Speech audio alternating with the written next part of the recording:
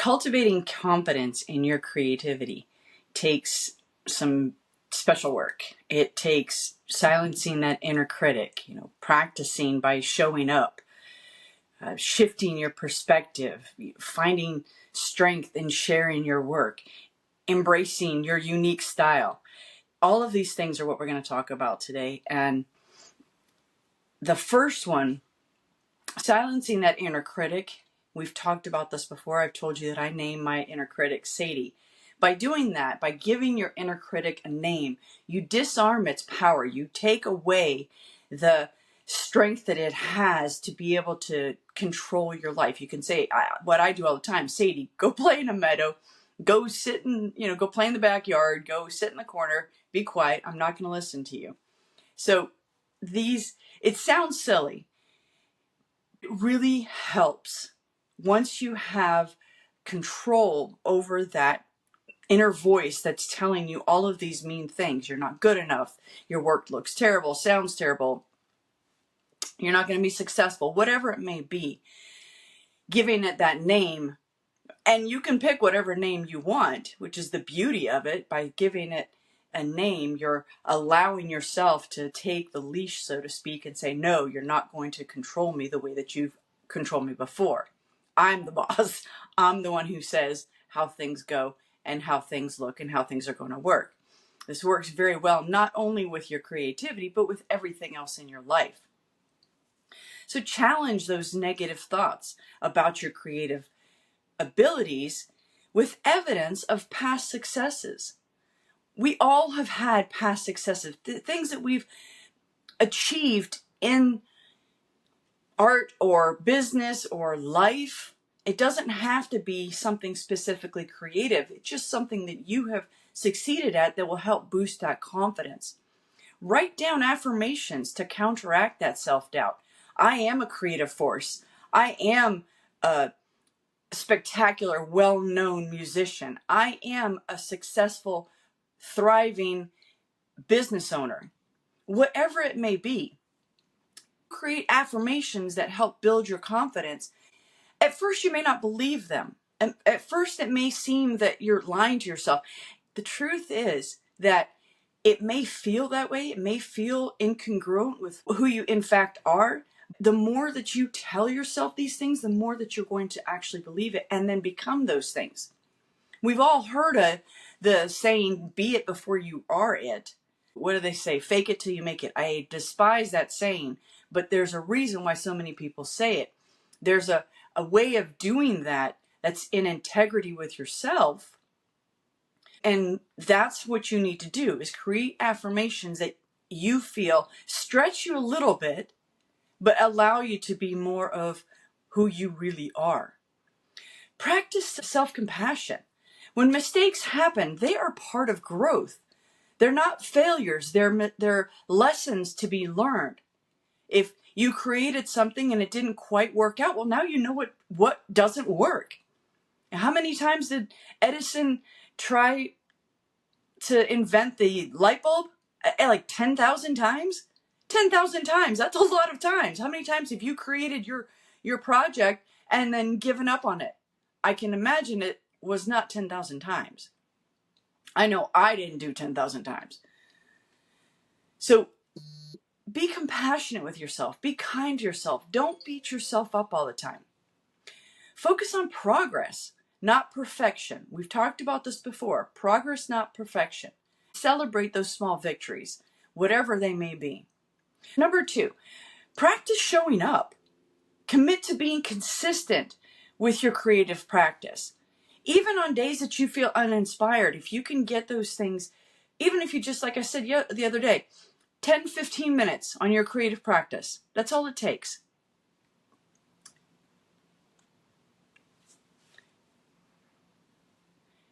If you've got a few minutes to be able to work on your project, then that's all you need. Build a habit of just starting, even if it's only for that 5 or 10 minutes. If you just start it and then you get into the flow and you go for longer, that's fine. We've talked about this the other day. But you've got to start. You have to begin. If you're not beginning to work on your project, you don't have your area set up like we said before, you need to do these things.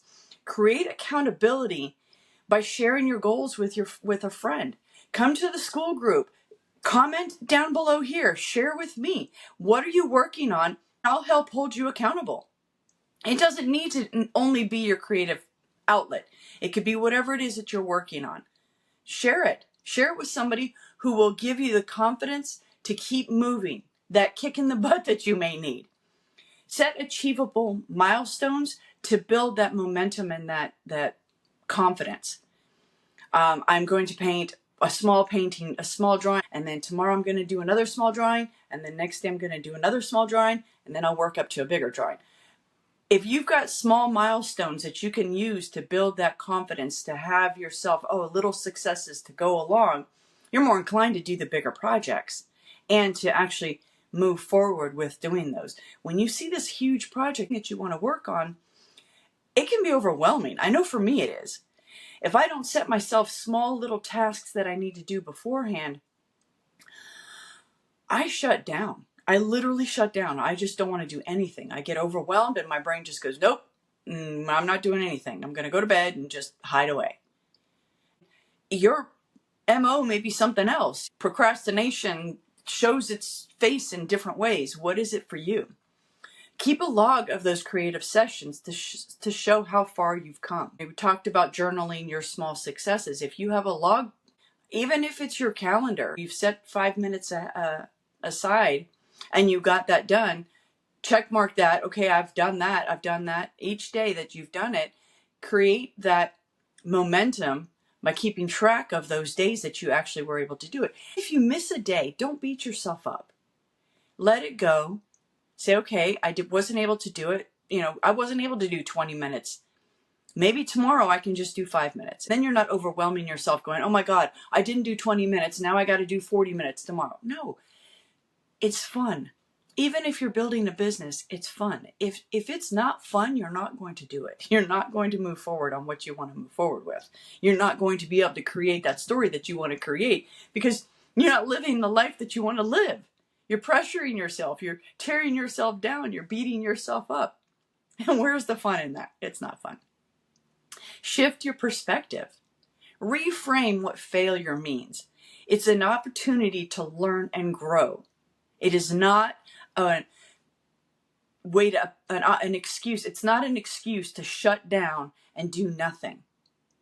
Think about it in a different way. Focus on the joy of the process rather than the end result. Roy and I talk about this all the time. For us, that is what's important. It's not how the finished product looks. It's the process that we took getting there. It's with our artwork. It's with our business. It's with our working on the houses. If you were to see the house right now, it's in its absolute ugly, messy stage. But it's a work in progress.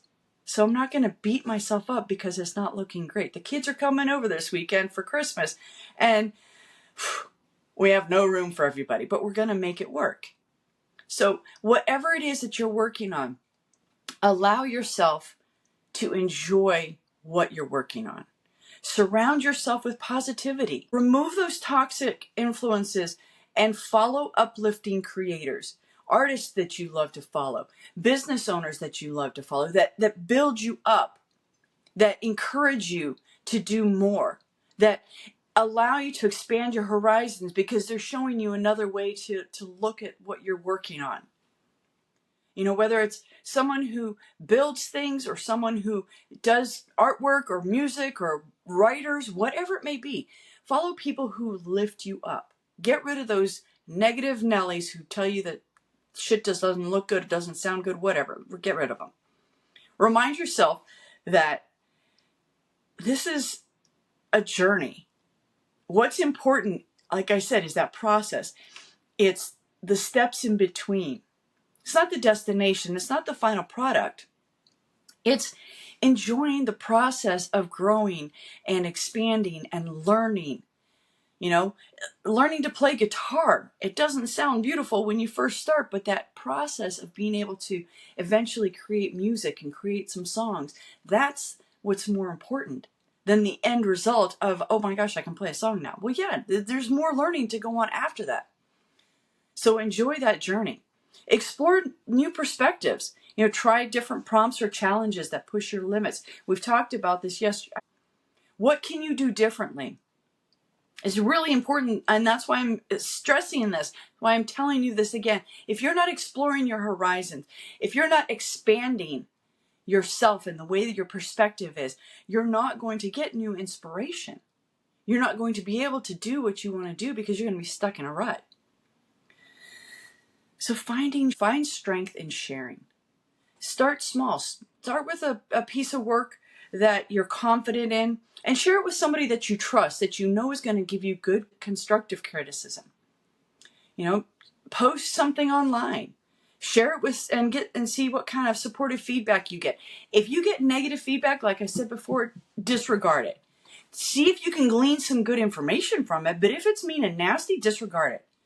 It's somebody getting their shit out on you. You don't need to take it on. You really don't. Trust me, you don't need to take it on. Offer to collaborate or contribute your skills to a group project. If you're working in a group, it will help boost your confidence. And you've got other people that you can brainstorm with your ideas and say, okay, is this something that you think will work? Is this a color that will go with this? Is this a business aspect that will help build that even bigger? Whatever it may be. If you're working in a group, having that brainstorming is an amazing way to help increase your capacity for what you know and also build your confidence. Attend events or meetups. We've talked about this before, so you can connect with those creatives. Celebrate the courage to get out there and share your work, no matter the outcome. There are a lot of pieces of work that I keep to myself. They're personal. They're things that I don't want to share with the world. But there are a lot of pieces that I want to share with the world. In order to do that, you have to start with something that you're comfortable with sharing. Maybe it's a piece that you're sure that it turned out great or it turned out really good. If you're happy with it, share it with everybody else. There are going to be people out there who say mean, nasty, horrible things. Fuck them. Seriously. Just let them go. Disregard those comments and listen to those that feel the way that you do about your piece of work. That is going to help you to embrace your unique style, to allow you to do your work the way that feels good to you, whatever that may be. Reflect on what your creative voice is and that unique style. When you're sharing your work with someone and you're saying, okay, I don't paint like this. This is what my artwork looks like. This is what I'm trying to express. This is the voice that I'm trying to emulate, or I'm trying to evoke this emotion with this piece of music or this piece of art. This is what I'm trying to do for the world when I create this business. Whatever it may be, your creative voice, your unique style needs to show through that. Creating a piece that feels 100% authentic to you. Don't overthink it. Don't get all judgy in your head and go, oh my gosh, this is not good. What feels good to you? 100% authentic. Just let your intuition go and let it create whatever wants to be created. That is how you're going to know how to create what you want to create.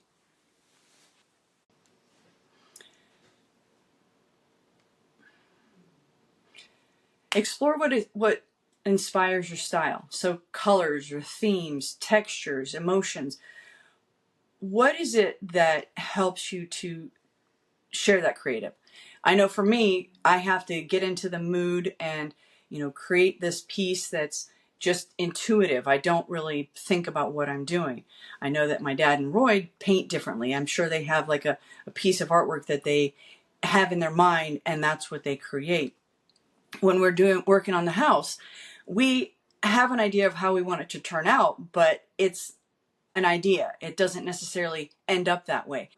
Figure out what colors you want to work with, what kind of theme you want to go with. Are there particular textures that you like? I like my paintings to stand off. I like mediums that are thick, that actually stand off from the canvas. So what is it that you like? How do you like creating with these different mediums? Avoid comparing yourself to others. I compare myself to Roy and to my dad all the time, but that doesn't mean that what I do is any less amazing. It's just different. Your path is yours alone. If you're creating something that makes you happy, that makes you feel good, that's all that matters. There's going to be people out there that enjoy your work, regardless of what other people think or how they feel about it. There are going to be people who love it and people who don't. Write about what kind of legacy you want to leave behind. What do you want to have to show for the work that you've done? Is it your artwork? Is it a book? Is it your music? Is it your business? The legacy that Roy and I want to leave behind is our businesses, but it's also our properties, it's our work, it's all of the things that we have learned in our lives that we want to leave for the kids. So we don't only want to leave behind physical things, we want to find a way to leave behind our knowledge. That's one of the reasons why I'm doing these videos, is I want to be able to leave something as a legacy for my family to be able to go back on and see, this is the type of person that mom was, that grandma was, great grandma. This is how my family expresses itself. We're going to be showing artwork and all kinds of stuff, and that's what I want to leave as a legacy. So what do you want to do? What do you want to leave? Write it down. If you write it down, you have a better idea, and it can shift, it can change, it can evolve and mold into something completely different. But that doesn't mean that you don't have an idea of, that means that you want to have an idea of what you want to leave for the posterity. So I've got 5 action steps for you. Number 1, write down 3 affirmations that counter your inner critic and repeat them daily. I'm a creative force. I am a wonderful artist. I am a thriving business owner, whatever it may be. Share one piece of creative work, no matter how small, with a friend or an online group. It doesn't have to be something extravagant. It could just be a simple little drawing or a short poem or a piece of a business that you're creating, whatever. But share it so that people can encourage you to grow on that. Number 3, set a timer for 10 minutes and create something with no judgment, just focusing on the process. That's it. No critical Sadie barking in your head, just enjoying coloring, creating, whatever it may be. Number 4, reflect on a time when you felt proud of your creativity and let it inspire your next step. Number 5, make a list of your unique creative strengths and how you can lean into them. I know for me, like I told you before, using the palette knife was something I didn't expect, but I feel a lot more comfortable using that than paintbrushes. So what is it that you use? And allow that to grow and to build for your next steps on your next project. I've also got 5 journaling prompts for you. So what is one thing I love about my creative style, and how can I celebrate it more? What's one thing I love about my creative style, and how can I celebrate it more?